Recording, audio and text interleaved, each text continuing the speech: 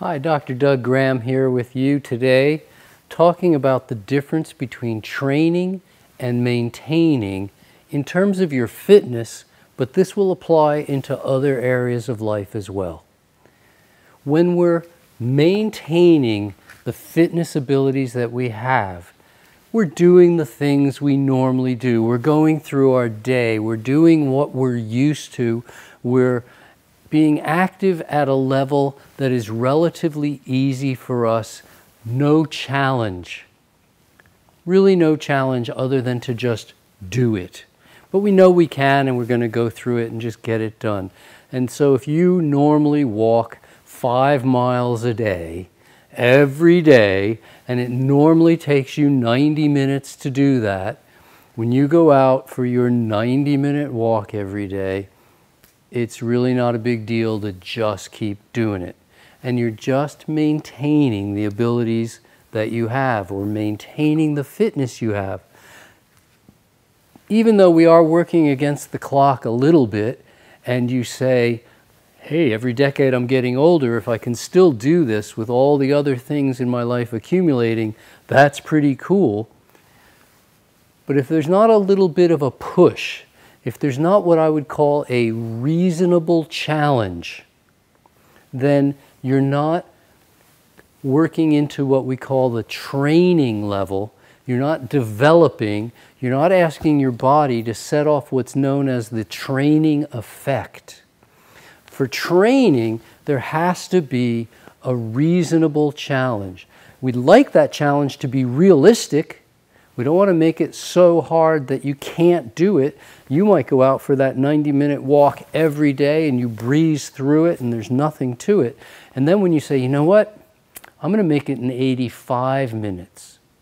Well, that could be very challenging indeed. That's a challenge. You've got to cut 1 minute off of each mile, and that could be challenging.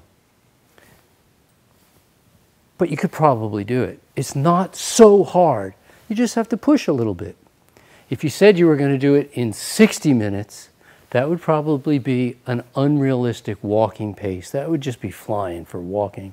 You'd have to be breaking into running at that point, most likely, unless you're a trained walker, you know how to speed walk. But if you're just going out to walk, so we want to have a reasonable challenge. When we provide a reasonable challenge and sufficient recovery factors in terms of carbohydrates and sufficient total fuel and sufficient food and sufficient water, sufficient calories, sufficient rest and sleep, your body will adapt to the stresses of that reasonable challenge and will give you what's called the training effect, whereby your body gets better at doing what you asked it to do.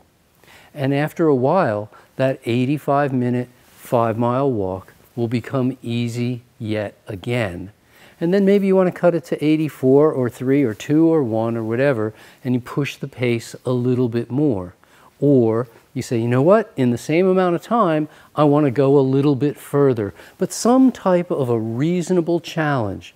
Whereas if you got used to 85-minute and you just go out and you walk and you do your 85 minutes and everything's great, and then you go back and say, you know what, I want to walk the 5 miles like always, but I want to take 100 minutes. So it's slow relative to what pushes you. It's still good for you to go out and walk. It's not a waste of time, but it's not training. It's simply maintaining what you have, keeping your fitness level up reasonably well, but it's not going to allow you to improve. So if you want to improve your fitness, and I would think most people viewing this want to say, yeah, well, 10 years from now, I'd like to be fitter than I am now. If you want to improve your fitness, we have to get into the training zone. There has to at least be a reasonable challenge. You want to push a little, not so hard that instead of it being an overload, that it becomes an overwork. If it's overwork and you say, you know what, I'm always jump off the bottom rung of a ladder. That's a nice challenge for me.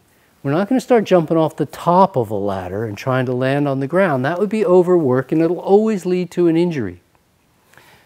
But it's just a bit of an overload, just a little more load, just enough to like push a bit. Then you get that reasonable challenge. You kick in the training effect by supplying sufficient recovery factors. Your body adapts to the stresses you've asked it to adapt to, and you become capable of doing more.